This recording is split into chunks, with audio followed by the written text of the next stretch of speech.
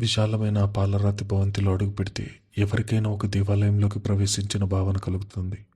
అఖండమైన సిరి సంపదలు, కళ్ళు చెదిరే అలంకరణలు, ఎటు చూసిన రాజసు ముట్టిపడే వస్తువులు. బహదూర్ వంశస్థుల దర్పానికి ఆ ఇల్లొక సజీవ సాక్ష్యం.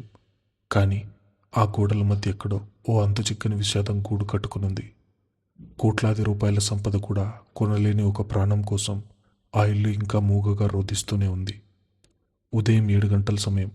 లేలేత సూర్యకిరణాలు ఆ సువిశాలమైన పడగ్గదిలోని పట్టుతెరలను చీల్చుకుని లోపలికి తొంగి చూస్తున్నాయి. ఆ గది మధ్యలో ఉన్న సున్నితమైన బెడ్ మీద నిద్రిస్తున్న మౌర్యవర్ధన్ బహదూర్. ఒకప్పుడు అతని పేరు వింటే వ్యాపార సామ్రాజ్యం వణికిపోయేది. అతడి కళ్ళల్లో ఉండే తీక్షణత, మాటల్లో ఉండే పొగరు చూసి ఎంతోమంది తల వంచుకునేవారు. కానీ ఇప్పుడు ఆ గర్వమంతా ఏమైంది? ప్రేమనే సుడిగుండంలో పడి సర్వస్వం కోల్పోయిన ఒక సామాన్యుడిలా మిగిలిపోయాడు మౌర్య. మౌర్య, ఏవండి, ఇంకా నిద్ర లేవలేదా? టైం అవుతోంది కదా, త్వరగా లేవండి.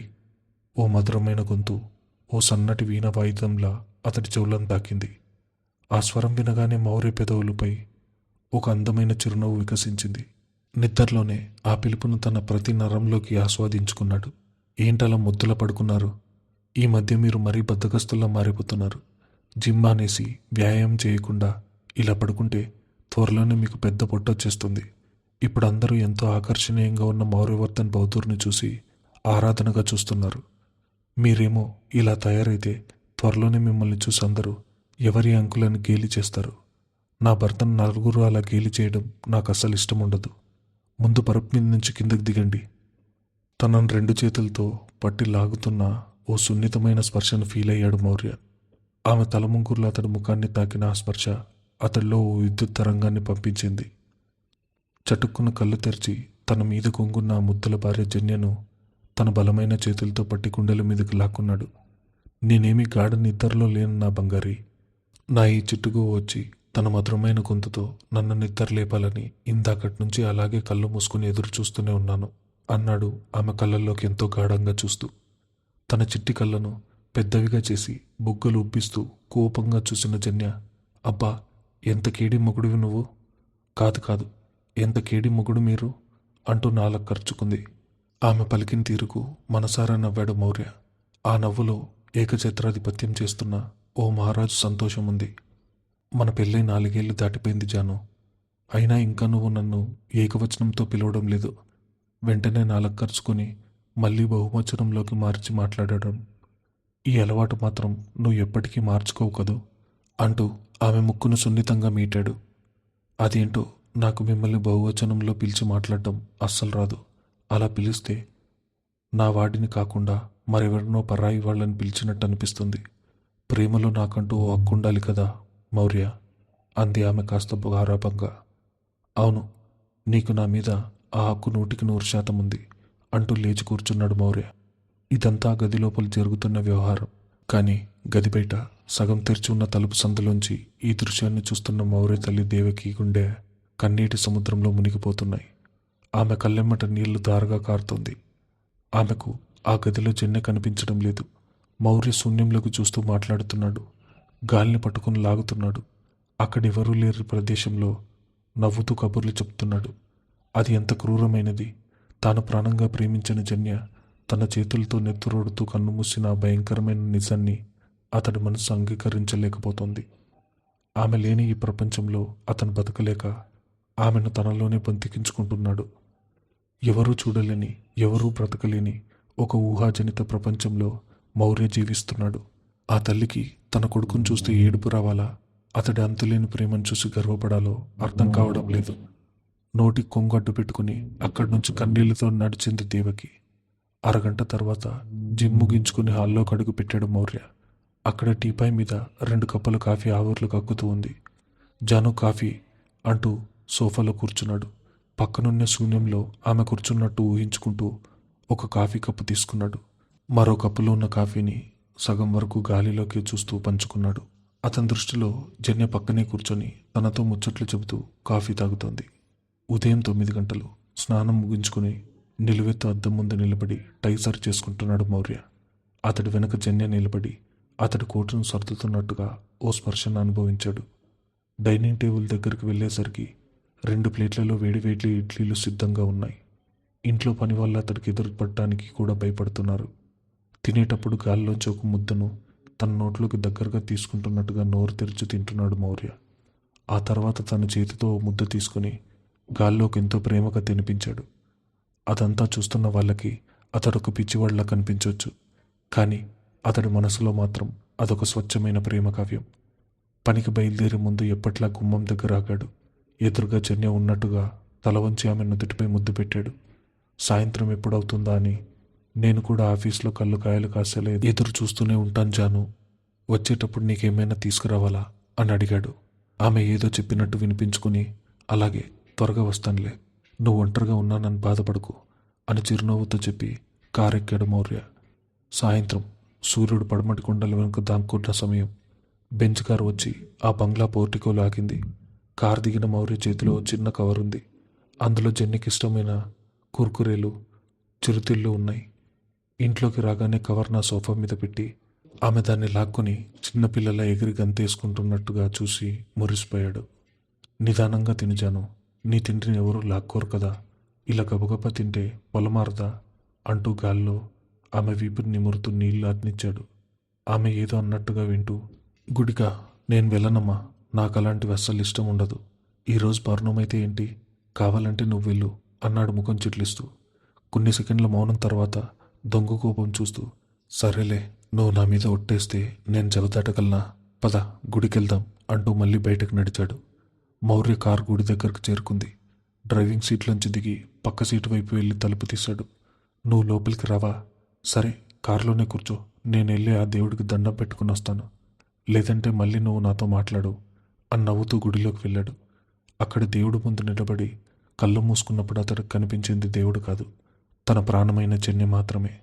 పూజ ముగించుకుని ప్రసాదం తీసుకుని మళ్ళీ కారు దగ్గరకు వచ్చి కారులో ఎవరూ లేకపోయినా ఆమెతో మాట్లాడుతూ ఇంటికి చేరుకున్నాడు. రాత్రి భోజనం ముగిసిన తర్వాత అతను తన బెడ్రూంలోకి వెళ్ళాడంటే మరుసటి రోజు ఉదయం వరకు బయటికి రాడు. ఆ 4 గోడల మధ్య ఆ నిశ్శబ్దంతో అతడు జరిపే సంభాషణలు, పంచుకునే ప్రేమ అన్నీ భయంకరమైనవి కావు, ఎంతో పవిత్రమైనవి. వారం రోజులు గడిచాయి. ఆ రోజు బౌద్ధురింట్లో వాతావరణం ఎంతో బరువెక్కి ఉంది. పని వాళ్ళంతా నిశ్శబ్దంగా పనులు చేసుకుపోతున్నారు. బంధువులు ఒక్కొక్కరుగా ఇంట్లోకి ప్రవేశిస్తున్నారు. అందరి ముఖాల్లో తీవ్రమైన విషాదం నెలకొంది. అది జన్య 4వ వర్ధంతి, అంటే ఆమె చనిపోయి సరిగ్గా 4 ఏళ్లు పూర్తయిన రోజు. కానీ మౌర్య గదిలో వాతావరణం దీనికి పూర్తి భిన్నంగా ఉంది. మౌర్య, రేపు జరిగేది పూజకు నాకు ఖచ్చితంగా రెడ్ కలర్ డ్రెస్ కావాలి. మీరంతా కావాలంటే తెల్లటి బట్టలు వేసుకోండి, కానీ నాకు మాత్రం ఎరుపు రంగు డ్రెస్సే కావాలి, ప్లీజ్ ప్లీజ్ అని ఆమె చిన్నపిల్లల మారం చేస్తున్నట్టుగా ఊహించుకున్న మౌర్య ముసిముసి నవ్వులు నవ్వుకుంటూ డ్రెస్సింగ్ టేబుల్ ముందు నిలబడి తన జుట్టును సరి చేసుకుంటున్నాడు. సరే నా చిట్టి తల్లి, నీకే డ్రెస్ కావాలో, ఏ రంగు కావాలో నేనే స్వయంగా వెళ్ళి తీసుకొచ్చాను కదా అని సమాధానం ఇస్తూ పక్కనే ఉన్న ఓ అందమైన ఎరుపు రంగు చుడీదార్ వైపు చూశాడు. ఆ బట్టలు గాల్లో ఎగురుతూ ఆమె వేసుకుంటున్నట్టుగా అతని మెదడు అతనికి చూపిస్తుంది. మౌర్య, ఎలా ఉన్నాను నేను అని ఆమె అడిగిన ప్రశ్నకు అతడి మనసు పరవశించిపోయింది.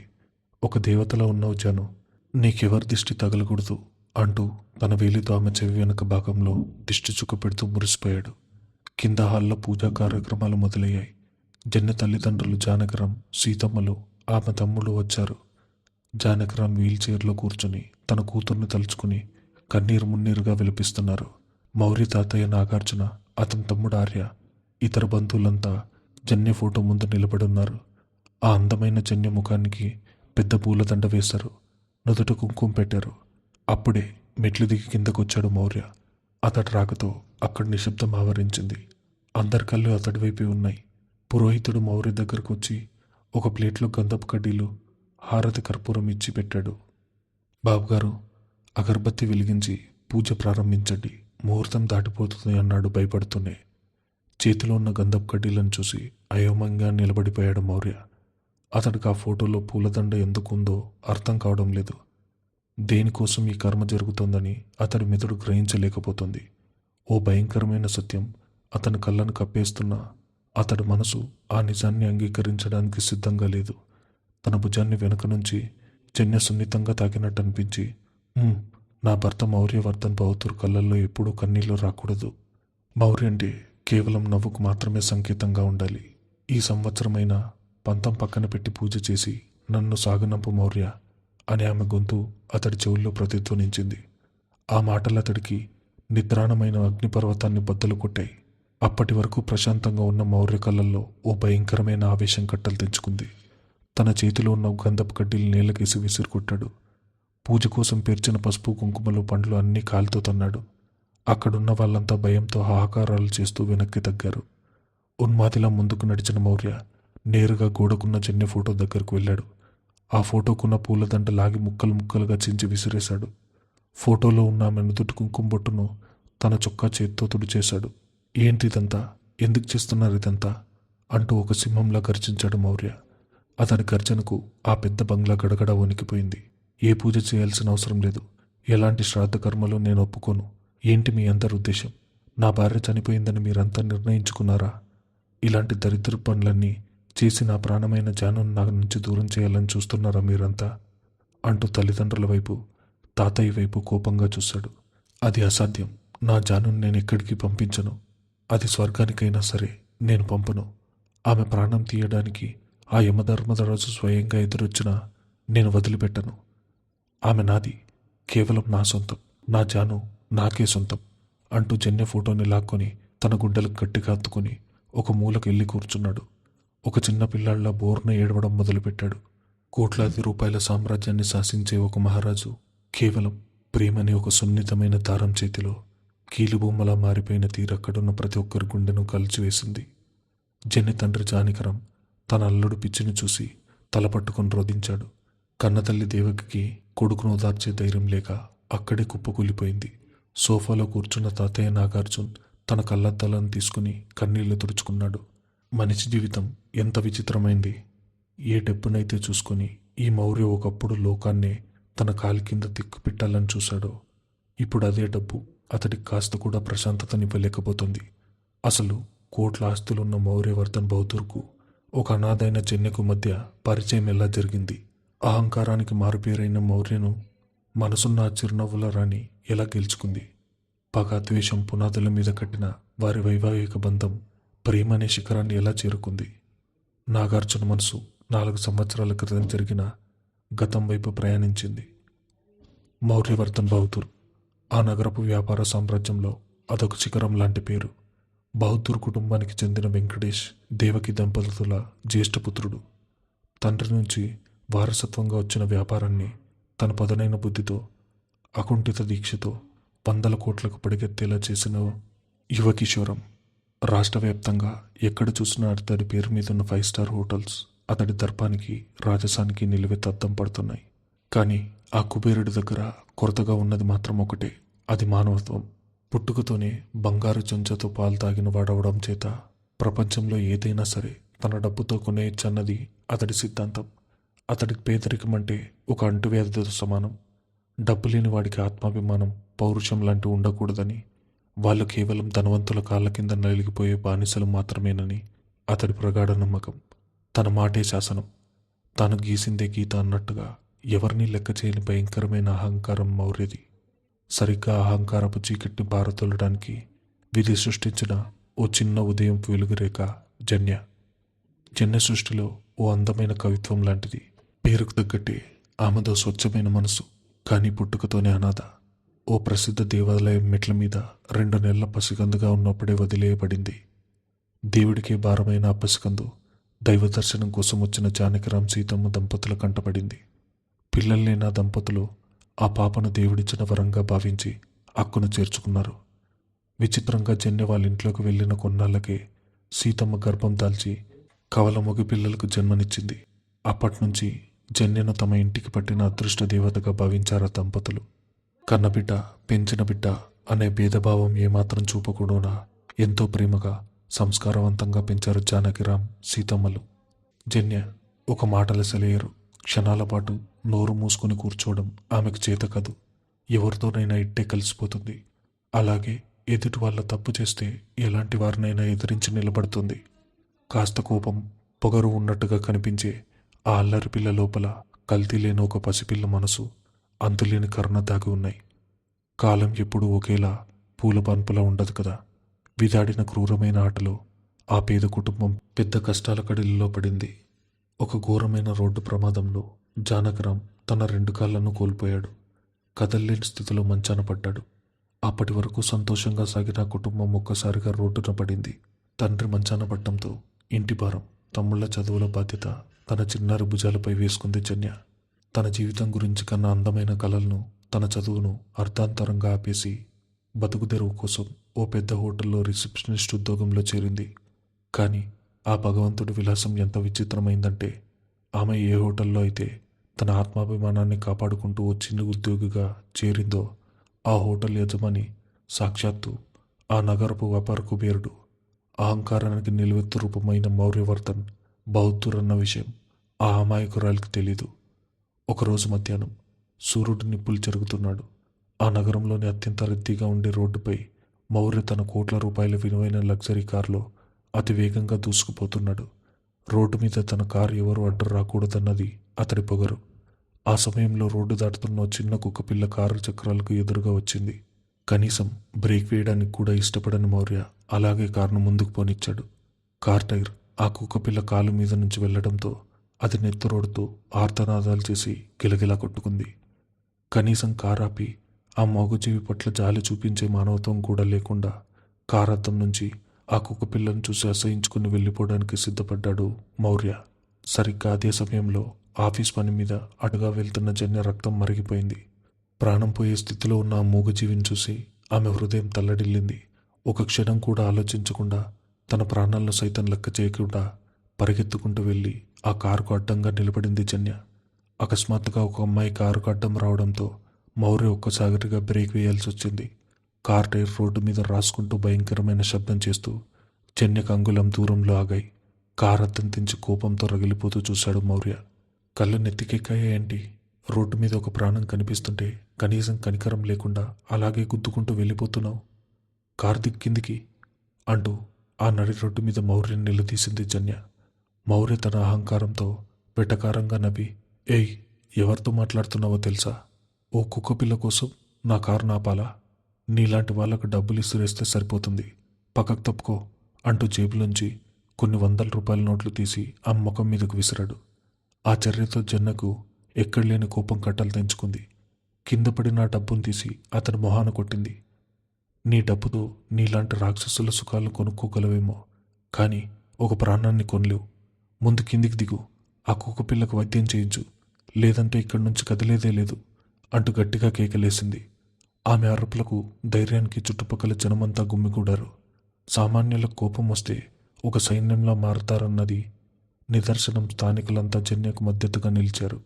మౌర్యని కారు దిగమని హెచ్చరించడం మొదలుపెట్టారు. కోట్ల రూపాయల సామ్రాజ్యాన్ని శాసించే తనను ఒక సామాన్య అమ్మాయి, అది నడి రోడ్డు మీద అందరి ముందు ఇంతలా అవమానించడం మౌర్య అహం తట్టుకోలేకపోయింది. పరిస్థితి చేయి దాటిపోతుండడంతో తన పరుగు పోతుందన్న భయంతో అయిష్టంగానే కారు దిగాడు. జన్యతో పాటు ఆ కుక్కపిల్లను స్థానికంగా ఉన్న వెటర్నరీ హాస్పిటల్కి తీసుకెళ్లి దానికి తన డబ్బుతోనే చికిత్స చేయించాల్సి వచ్చింది. ఆసుపత్రి నుండి బయటకు రాగానే జన్య అతడి దగ్గరకు వచ్చి, మౌర్య ఆమె వైపు కసిగా చూస్తుంటే ఆమె ఏమాత్రం భయపడకుండా అతడి కళ్ళల్లోకి సూటిగా చూస్తూ, నీ కోట్లాస్తుందేమో, కానీ నీ గుండెలో ఒక చిన్న కణమంత మానవత్వం కూడా లేదు. నీలాంటి వాళ్ళు బతికున్నా ఒకటే, చచ్చినా ఒకటే అని ముఖం మీద అసహించుకుని గర్వంగా తల ఎగరేసుకుంటూ అక్కడి నుంచి వెళ్ళిపోయింది. ఆమె వెళ్ళిపోయిన వైపే చూస్తూ శిలలా నిలబడిపోయాడు మౌర్య. అతడి అహంకారం నిలువున దయించుకుపోతుంది. ఒక ఆడపిల్ల తనని ఇంతగా అవమానిస్తుందా? నాకే మానవత్వం పాఠాలు చెప్తుందా? నలుగురిలో నన్ను దూషించేసి తలదించుకునేలా చేస్తుందా? ప్రతీకారం అనే అగ్ని అతడి నరనరాన వ్యాపించింది. ఆ రోజు రాత్రి మౌర్యకు నిద్ర పట్టలేదు. ఒక పేదమ్మాయి చేతిలో జరిగిన అవమానం అతడి కళ్ళ ముందు కదలాడుతూ అతన్ని నిలవలియలేదు. తనకున్న పరపతితో ఒక్క రాత్రిలో ఆమె పూర్తి వివరాలు లాగాడు. తీరా చూస్తే ఆమె తన హోటల్లో పనిచేసే ఒక చిరుద్యోగాన్ని, ఆమె తండ్రి కాళ్ళు కోల్పోయి మంచాన పడ్డాడని, ఆ పేద కుటుంబం కోసం ఆమె ఎంతలా కష్టపడుతుందో తెలుసుకున్నాడు. ఈ నిజం తెలియగానే అతడి పెదవులపై ఓ క్రూరమైన నవ్వు విరిసింది. నిన్న ఉద్యోగంలోంచి తీసేయడం చాలా చిన్న శిక్ష జన్య, కానీ నువ్వు బతికున్న ప్రతి క్షణం చావాలి. నీ ఆత్మాభిమానాన్ని నా కాళ్ళ కింద తొక్కిపెట్టాలి. నీ జీవితాంతం నా ముందు ఒక పని మనిషిలా, నా కాళ్ళ దగ్గర పడి ఉండే పెంపుడుకు జంతువుల్లో బతకాలి అని ఓ భయంకరమైన నిర్ణయం తీసుకున్నాడు. అందుకు అతడు ఎంచుకున్న మార్గం ఆమెను పెళ్లి చేసుకోవడం. ఏ బంధమైతే ఒక ఆడపిల్లకు జీవితాంతం అత్యంత మధురమైందో అదే బంధాన్ని తన పగ తీర్చుకోవడానికి ఒక ఆయుధంగా మార్చుకోవాలనుకున్నాడు మౌర్య. మౌర్య వేసిన పథకం ప్రకారం తన కుటుంబ సభ్యులకు మాయమాటలు చెప్పి ఒప్పించి వారిని వెంట పెట్టుకుని చెన్నై ఇంటికి వెళ్ళాడు. అంత పెద్ద కుటుంబం, 100 కోట్ల ఆస్తిపరులు తమ చిన్న గుమ్మం తొక్కేసరికి జానకరాం సీతమ్మల ఆశ్చర్యంతో నోరు వెళ్ళబెట్టారు. మౌర్య నేరుగా జన్య తండ్రికి తన వివాహ ప్రస్తావన తెచ్చాడు. మీ అమ్మాయి జన్య అంటే నాకు ఇష్టం. ఆమెను నేను పెళ్లి చేసుకోవాలనుకుంటున్నాను. ఈ పెళ్లికి మీరు ఒప్పుకుంటే మీ కుటుంబ బాధ్యత పూర్తిగా నాది. మీ వైద్యానికి కావాల్సిన ఖర్చు, మీ అబ్బాయిలకు ఉన్నత చదువుల బాధ్యత అంతా నేనే తీసుకుంటాను. జన్యను ఒక మహారాణిలా నా గుండెల్లో పెట్టుకొని చూసుకుంటాను అంటూ ఓ పెద్ద బంగారం వల విసిరాడు మౌర్య. లోపల గదిలో ఇదంతా వింటున్న జన్య షాక్కు గురైంది. బయటకొచ్చి మౌర్యను చూడగానే రోడ్డుపై జరిగిన సంఘటన గుర్తొచ్చి అసహ్యంతో రగిలిపోయింది. నేను ఇతన్ని పెళ్లి చేసుకోనమ్మా. ఇతను మనిషి రూపంలో ఉన్న రాక్షసుడు. ఎంత కష్టమైనా పడతాను, కానీ ఇతనితో నా జీవితాన్ని పంచుకోలేను అని కరాఖండిగా తల్లిదండ్రులకు చెప్పేసింది. కానీ మౌర్య వదిలిపెట్టలేదు. తన పంతం నెగ్గించుకోవడానికి తన ఆస్తిని, వాళ్ళ పేదరికాన్ని పావులుగా వాడుకున్నాడు. ఒకవైపు తండ్రి ఆరోగ్యం రోజు రోజుకు క్షీణించడం, మరోవైపు తమ్ముళ్ళ భవిష్యత్తు అంధకారంలో పడిపోవటం, వీటన్నిటి ముందు జన్య ఆత్మాభిమానం ఓడిపోయింది. జానకరాం సీతమ్మల కూతురు భవిష్యత్తు బాగుపడుతుందని, విధి తమ పాలిటికి ఒక కుబేరును పంపిందని భ్రమపడ్డారు. కన్నీళ్లతో జన్యను బతిమాలి ఒప్పించారు. కన్నీళ్లు దిగమింగుకుంటూ తన కన్నవారి కోసం, తన కుటుంబ భవిష్యత్తు కోసం ఒక రాతికుండ గలవాడిని పెళ్లాడటానికి సిద్ధమైంది జన్య. ఆమె త్యాగానికి అడ్డం పెట్టుకుని మౌర్య తన పగను గెలిపించుకున్నాడు. కేవలం ఒక వారం రోజుల వ్యవధిలోనే ఎంతో అంగరంగ వైభవంగా మౌర్య జన్యల వివాహం జరిగింది. అది వారి మొదటి రాత్రి. గదంతా సుగంధభరితమైన మల్లెలు, ఎర్రటి గులాబీ పూలతో అందంగా అలంకరించబడింది. ఆ గదిలోకి వెళ్తుంటే ఎవరికైనా స్వర్గంలో అడుగుపెడుతున్న భావన కలుగుతుంది. కానీ జన్యకు మాత్రం అదొక నరకపు ద్వారంలా అనిపించింది. ఎర్రటి పట్టు చీర కట్టుకుని, నిండా నగలు ధరించి, చేతిలో ఒక పాల గ్లాస్ పట్టుకుని గది మధ్యలో వణికిపోతూ నిలబడింది. ఆమె కళ్ళల్లో భయం, ఏదో తెలియని ఆందోళన. అప్పుడే తలుపు గట్టిగా తోసుకుంటూ కళ్ళు తాగిన మత్తులో తూలుతూ గదిలోకి వచ్చాడు మౌర్య. గదిలోకి రాగానే అతడి కళ్ళు ఎర్రబడ్డాయి. ఆ సువాసన కమ్మేస్తూ అతడి నోటి నుంచి వస్తున్న ఆల్కహాల్ వాసన గది అంతా వ్యాపించింది. అతడిని ఆ స్థితిలో చూసిన జన్య ఒక్కసారిగా భయంతో 2 అడుగులు వెనక్కి వేసింది. ఏంటి అలా భయపడుతున్నావు? నా కోసం పాలు తెచ్చావా అంటూ వెటకారంగా, క్రూరంగా నవ్వుతూ జన్య దగ్గరకు వెళ్ళాడు మౌర్య. తీసుకోండి అని ఆమె వణుకుతున్న చేతులతో పాల గ్లాస్ ఇస్తుండగానే దాన్ని విసురుగా ఆమె చేతుల్లోంచి లాక్కుని ఆ పాలు ఆమె ముఖం మీదే కొట్టాడు మౌర్య. ఆ వేడి పాలు ఆ మందమైన ముఖం మీద పట్టుచీరపై పడి కారిపోతుంటే జన్య షాక్తో ఏమీ అనలేక అలాగే నిలబడిపోయింది. ఏమనుకున్నావే నీ మనసులో? నడి రోడ్డు మీద అందరి ముందు నన్ను అవమానించి నాకు క్లాస్ తీసుకుంటే నీ హీరోయిజం చూసి ప్రేమలో పడిపోయి ఈ పెళ్లి చేసుకున్నాను అనుకున్నావా? పిచ్చిదానా, ఇదంతా కేవలం నీ మీద ఉన్న నా ప్రతీకారం తీర్చుకోవడానికే. నీ పొగరణచి నిన్ను నా ఇంట్లో ఒక పని మనిషిలా, నా కాళ్ళ దగ్గర పడుండే బానిసలా చేసుకోవాలనే నిన్ను పెళ్లి చేసుకున్నాను. అతడి మాటలు కొరడా దెబ్బల్లా ఆమె సున్నితమైన మనసును కోసేస్తున్నాయి. నీలాంటి ఒక దరిద్రురాలికి నా భార్య అయ్యే అర్హత ఈ జన్మలో లేదు. నిన్ను నేను ఎప్పటికీ ఒక భార్యగా చూడలేను అంటూ తన మనసులోని కసి, ద్వేషమంతా ఒక్కసారిగా వెళ్ళగక్కాడు మౌర్య. జన్య కళ్ళల్లో నీళ్ల సొడలు తిరుగుతున్నాయి. తన బతుకు ఎంత ఘోరంగా మోసపోయిందో ఆమెకు ఆ క్షణం అర్థమైంది. కానీ తన ఆత్మాభిమానాన్ని ఆమె వదులుకోలేదు. ఏడ్చి తన ముందు బలహీనరాలుగా కనిపించదలుచుకోలేదు. కన్నీళ్లను తనలోనే దాచుకుని మౌనంగా ఉండిపోయింది. మౌర్య తన పగ వెళ్ళగక్కగానే మంచం మీద అలాగే పడిపోయి గాఢ నిద్రలోకి జారుకున్నాడు. ఆ రాత్రంతా పూల పడక మీద మౌర్య నిద్రిస్తుంటే జన్య మాత్రం ఓ పగిలిన పట్టు చీరతో నేల మీద కూర్చుని తన తలరాతను తలుచుకుంటూ ఒక మూగ రోదనతో రాత్రి గడిపింది. రాత్రంతా నేల మీద పగిలిన పట్టు చీరతో కన్నీరు మున్నీరుగా విలపించిన జన్య సూర్యోదయం కాకముందే తన కన్నీళ్లను తుడుచుకుంది. ఆత్మాభిమానం అనే ఆభరణం ధరించిన ఆడపిల్ల కన్నీళ్లు ఎక్కువసేపు నేల మీద నిలవవు. తను ఇక్కడి నుంచి వెళ్ళిపోతే తనపై ఆధారపడిన ఆ పేద కుటుంబం ఏమైపోతుందో ఆమెకు తెలుసు. ఈ నరకాన్ని నేను భరించాలి. నా కన్నీటి చుక్క నా తల్లిదండ్రుల కంటికి కూడా కనిపించకూడదు అని తన మనసులో ఒక శిలలా మార్చుకుంది జన్య. చెదిరిన జుట్టును ముడివేసుకుని నిశ్చలంగా వెళ్ళి చన్నీటి స్నానం ముగించుకుంది. దేవుడి గదిలోకి వెళ్ళి నమస్కరించుకుని నేరుగా వంటలో గదిలోకి అడుగుపెట్టింది. ఆ రోజు నుంచి ఆ వంటగది ఆమె సామ్రాజ్యంగా మారింది. జన్య రాకతో బహదూర్ల ఇంట్లో వాతావరణం పూర్తిగా మారిపోయింది.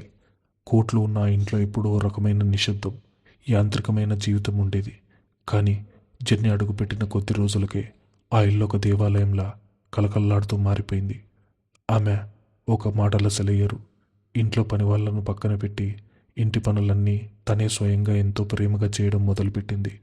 మౌర్య తాతయ్య నాగార్జున, నాయనమ్మ చాలా కాలంగా వయసు పైబడి అనారోగ్యంతో మంచానికే పరిమితమయ్యారు. కోట్లాస్తున్న వాళ్ళని ఆప్యాయంగా పలకరించే తీరిక ఆ ఇంట్లో ఎవరికీ ఉండేది కాదు. కానీ జన్య వాళ్ళ పాలిట ఒక దేవతలా వచ్చింది. వాళ్ళ గదిలోకి వెళ్ళి గంటల తరబడి ముచ్చట్లు చెప్పేది. వాళ్ళకు కావలసిన మందులు పండ్లు సమయానికి ఇస్తూ తన చేత్తో గోరుముద్దలు తినిపించేది. ఆమె చేసే అల్లరి, అమాయకపు వాగుడు ఆ వృద్ధ దంపతులు పగలబడి నవ్వేవారు. అత్తమామలు దేవకి వెంకటేష్లకు జన్య ఒక కోడలుగా కాకుండా కన్న కూతుర్లా మారిపోయింది. ఇంట్లో ఏ చిన్న ఫంక్షన్ జరిగినా, ఎవరికి ఏ అవసరం వచ్చినా అందరికీ ముందుగా గుర్తొచ్చే పేరు జన్య. తన చుట్టూ ఉన్న వాళ్ళు ఎప్పుడూ సంతోషంగా ఉండాలని కోరుకునే ఆ పసిపిల్ల తన గుండెల్లో ఉన్న బాధను మాత్రం ఆ చిరునవ్వు వెనుకే దాచేసింది. కానీ ఈ సంతోషం మౌర్య అహంకారానికి భరించరానిదిగా మారింది. తను ఒక బానిసలా పడి ఉండాలని తను కోరుకుంటే ఆమె మహారాణిలా అందరి మనసులు గెలుచుకోవడం అతడి ఈగోని దెబ్బతీసింది. ఆమె ఏ పని చేసినా అందులో వంకలు వెతకడం, ఆమె పేదరికాన్ని ఎత్తి చూపుతూ హేళన చేయడం అతడికి వ్యసనంగా మారిపోయింది. ఒకరోజు డైనింగ్ టేబుల్ దగ్గర అందరూ నవ్వుతూ భోజనం చేస్తున్నారు. జన్య వాళ్లకు వడ్డిస్తూ ఏదో జోక్ చెప్పి పెద్దగా నవ్వింది. ఆ స్వచ్ఛమైన నవ్వు వినగానే మౌర్య చేతిలో ఉన్న ప్లేట్ను టేబుల్ మీద విసిరికొట్టాడు. ఎందుకే అలా పల్లెకిలిస్తున్నావు? నీ నవ్వు మొహం చూస్తుంటే నా ఒళ్ళు మండిపోతుంది అని అందరి ముందు సింహంలా అరిచాడు. అందరూ భయంతో సైలెంట్ అయిపోయారు. కానీ జన్య తల వంచలేదు. ఆమె కళ్ళల్లోకి సూటిగా చూస్తూ, నా నవ్వు నా ఇష్టం, నీకిష్టం లేకపోతే కళ్ళు మూసుకో, చెవులు మూసుకో. అయినా నవ్వకుండా ఉండటానికి ఈ ఇల్లేమైనా జైలా, లేక నువ్వేమైనా ఇక్కడ జైలర్వా అంటూ ధీటుగా గంభీరంగా బదిలిచ్చింది. ఆ మాటలకు మౌర్య అహంకారం రగిలిపోయింది. కానీ ఆమె మాటల్లో ఉన్న తార్కాన్ని సమాధానం చెప్పలేక అక్కడి నుంచి విసురుగా వెళ్ళిపోయాడు. మౌర్య తనను భార్యగా చూడకపోగా అవమానిస్తున్న జన్య మాత్రం తన బాధ్యతల్ని ఏనాడూ విస్మరించలేదు. ఉదయం 7 గంటలకు మౌర్య నిద్రలేచే సమయానికి ఆవిర్లు కక్కే వేడివేడి కాఫీ కప్పుతో అతడి బెడ్రూమ్ పక్కన నిలబడుతుంది. అతను కళ్ళు తెరిచేదాకా అక్కడే నిలబడి ఏమీ మాట్లాడకుండా అక్కడి నుంచి మెల్లగా జారుకుంటుంది.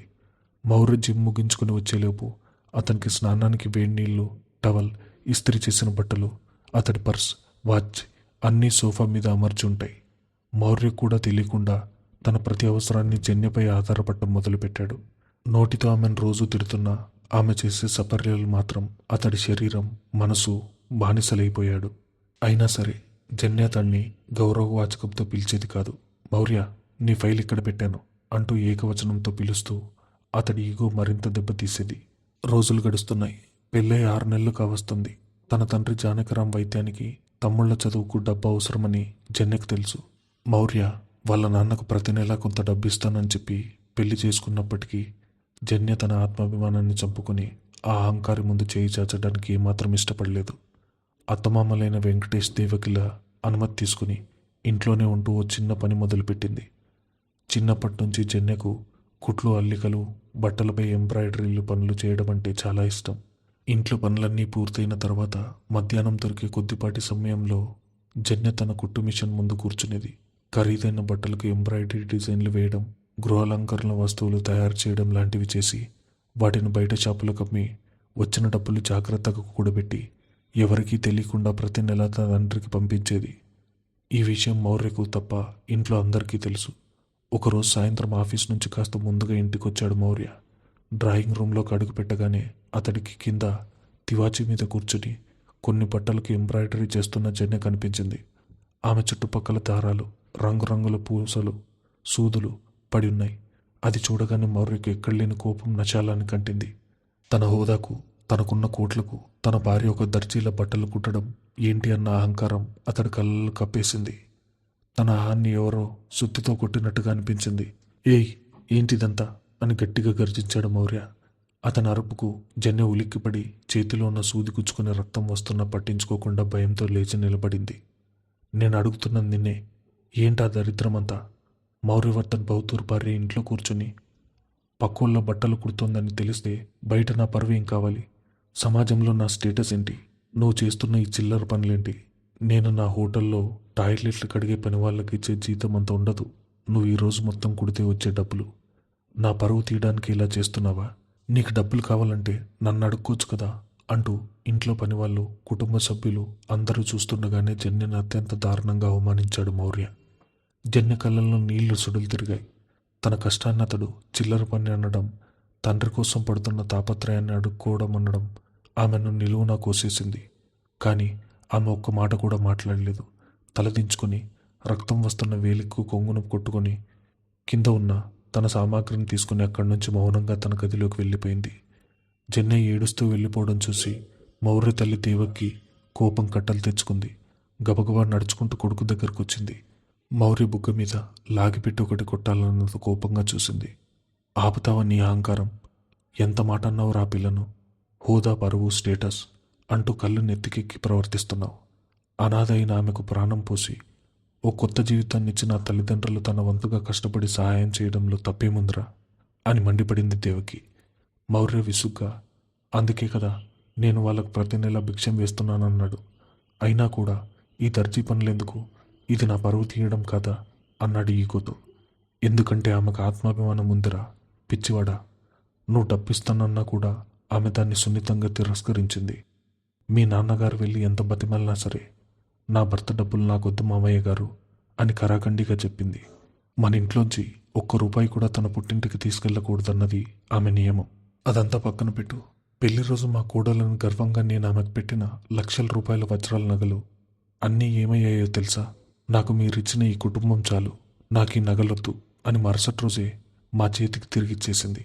ఆత్మాభిమానంతో స్వయం కృషితో బతికే ఆ పిల్ల మనసు నీలాంటి రాతిగుండ ఉన్నవాడికి అర్థం కాదు మౌర్య అని గట్టిగా హెచ్చరించి అక్కడి నుంచి వెళ్ళిపోయింది దేవకి. తల్లి చెప్పిన మాటలు విన్న మౌర్యకు గుండెల్లో ఏదో తెలియని భారం మొదలైంది. అతడి అహంకారం అనే కోట బీటలు వారుతోంది.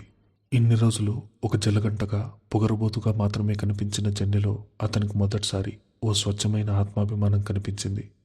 తన అహంకారం ముందు ఆమె ఆత్మాభిమానం ఎంత గొప్పదో అతడికి మెల్లగా అర్థం కావడం మొదలైంది. మొదటిసారి ఆ అహంకారి గుండెల్లో పశ్చాత్తాపపు బీజం పడింది. ఆ రాత్రి మౌర్యకు నిద్ర పట్టలేదు. తల్లి మాటలు అతని మెదడును తొలిచేస్తున్నాయి. తన అహంకారం ఒక అమాయకురాలి జీవితాన్ని ఎంతలా చిదిమేసిందో తలుచుకుని అతడి మనసు రగిలిపోతుంది. మరుసటి రోజు ఉదయం నుంచి జన్యను కొత్త కోణంలో, ఒక ఆరాధన భావంతో గమనించడం మొదలుపెట్టాడు మౌర్య. ఉదయం 5 గంటలకి నిద్రలేచి పూజ చేసి అందరికీ కాఫీలు ఇస్తూ ఓ యంత్రంలో పనిచేస్తుంది. కనీసం అత్తగారు వచ్చి విశ్రాంతి తీసుకోమన్నా చిరునవ్వుతో తిరస్కరిస్తుంది. రాత్రి గదిలోకి వచ్చేసరికి మౌర్య ఉద్దేశపూర్వకంగా చిందరవందరగా చేసిన గదిని విసుక్కోకుండా మౌనంగా శుభ్రం చేసింది. మౌర్య పడుకున్న మెత్తటి బెడ్ మీద కొత్త బెడ్షీట్ వేసి తను మాత్రం ఓ పాత చాప తీసుకుని నేల మీద చలిలో పడుకుంది. ఆమె కబోర్డ్ తెరిచి చూసిన మౌర్య కన్నీళ్ళాగలేదు. పెళ్లికి ముందు తను కొనిచ్చిన లక్షల రూపాయల పట్టు చీరలు, డిజైనర్ దుస్తులు అలాగే ప్యాక్ చేసి పడి ఉన్నాయి. ఆమె కేవలం తన పాత కాటన్ చీరలనే కట్టుకుంటోంది. ఈ దృశ్యం మౌర్యలోని రాతి గుండెను కరిగించేశాయి.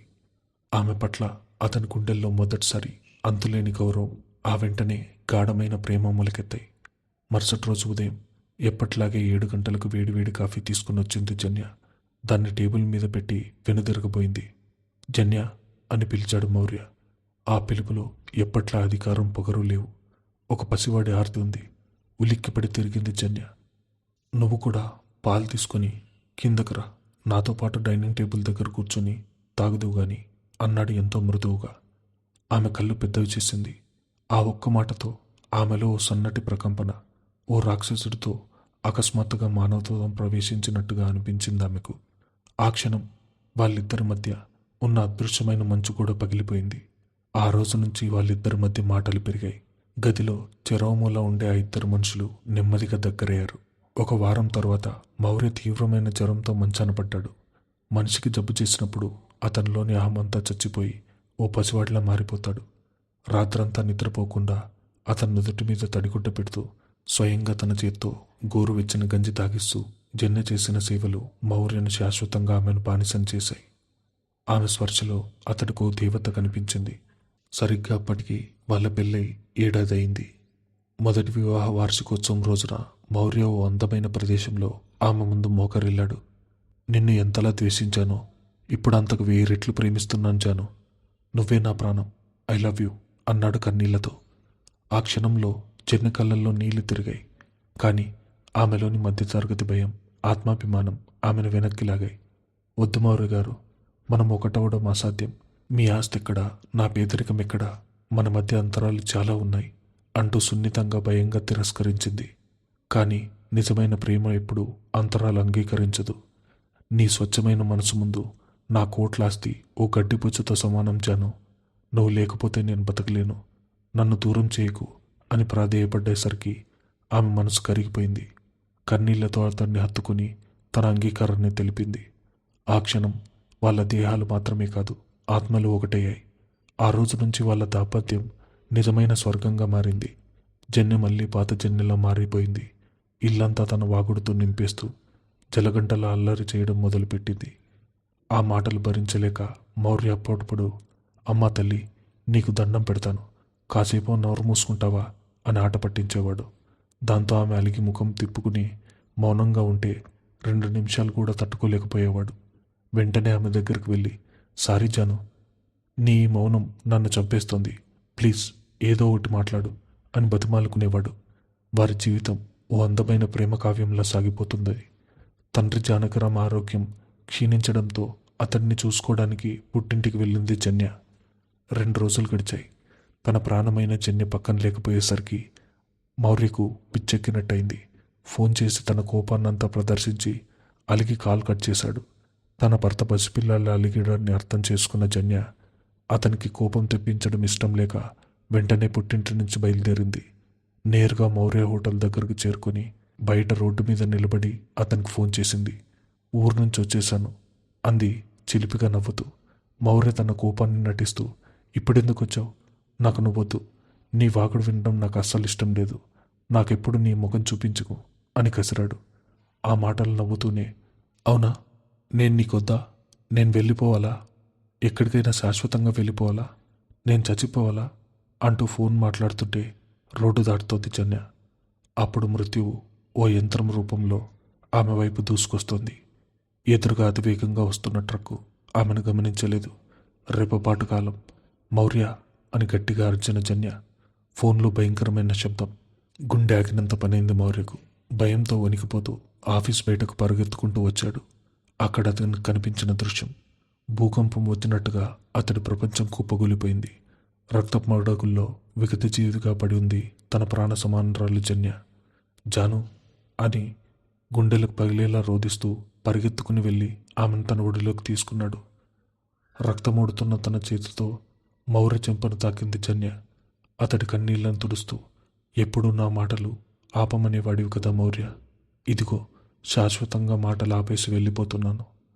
చివరిగా అడుగుతున్నాను, ఇప్పుడు కూడా నేను నీకొద్దా, నేను వెళ్ళిపోవాలా మౌర్య, నా జ్ఞాపకాలు వదిలేసి ఇంకో మంచి అమ్మాయిని పెళ్లి చేసుకుని జీవితంలో ముందుకు సాగిపో, ఐ లవ్ యూ అంటూ అతడి కళ్ళల్లోకి చూస్తూనే తన ప్రాణాలు గాల్లో కలిపేసింది. అదే మౌర్య జీవితంలో ఆఖరి రోజు. భౌతికంగా జన్య వెళ్ళిపోయింది, కానీ అతడి ఆత్మలో ఆమె సజీవంగానే ఉండిపోయింది. మెదడు భరించలేని ఆ పెను విషాదాన్ని మానవశాస్త్రం ఒక ఇల్యూజన్గా మార్చేసింది. ఆమె జ్ఞాపకమే అతడికి జీవనాధారంగా మారింది. ప్రస్తుతం శారదకర్మ జరుగుతున్న రోజు. కింద హాల్లో పూజ భగ్నం చేసి జన్య ఫోటోను పట్టుకుని తన గదిలోకి వచ్చిన మౌర్య కన్నీళ్లు తుడుచుకున్నాడు. పక్కనే జన్య నిలబడి ఉన్నట్టుగా ఊహించుకున్నాడు. చూడు జన్ను, వీళ్ళంతా ఎలా చేస్తున్నారో, నీ ఫోటోకి దండ వేసి కుంకుమ పెట్టారు, ఇది తప్పే కదా. ఓయ్ సారీ, నీకు ఆకలి వేస్తుంది అన్నావు కదూ, ఇప్పుడే భోజనం తీసుకొస్తానుండు అంటూ వంటగదిలోకి వెళ్ళి 2 పళ్ళాల్లో భోజనం వడ్డించుకుని తన గదిలోకి వెళ్ళిపోయాడు. ఆ రాత్రి మౌర్య, ఇంకెన్ని రోజులు ఇలాగే ఉంటావు, నువ్వు ఇంకో పెళ్లి చేసుకోవచ్చు కదా అని అడుగుతున్న జన్య ఒడిలో తలపెట్టుకున్నట్టుగా ఫీల్ అయ్యాడు. మన ఇద్దరి ఆత్మలకు ఎప్పుడో పెళ్ళైపోయింది జాను, మరణం వచ్చి నన్ను తీసుకెళ్లే వరకు నువ్వు నాతోనే ఉంటావు అంటూ తన గాఢ నిద్రలోకి జారుకున్నాడు. జన్య ఆత్మ అతడి నుదుటిపై ప్రేమగా ముద్దు పెట్టినట్టుగా అతడికి అనిపించింది. మరుసటి రోజు ఉదయం, మౌర్య మౌర్య త్వరగా లే, టైం అవుతుంది. మీరు అలాగే పడుకుంటే లావైపోయి అంకుల్లా తయారవుతారు.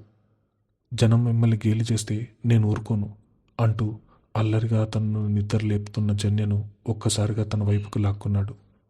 గుడ్ మార్నింగ్ బంగారి అంటూ ఆమె మూకూర్లను సవరిస్తూ నుదుటిపై వెచ్చని ముద్దు పెట్టాడు.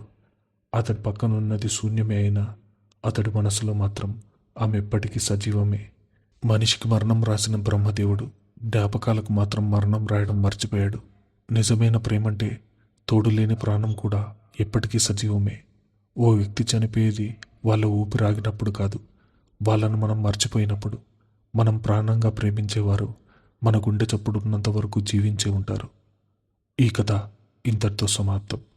ఇలాంటి మరిన్ని ఇంట్రెస్టింగ్ స్టోరీస్ కోసం ఈ ఛానల్ని సబ్స్క్రైబ్ చేసుకోండి.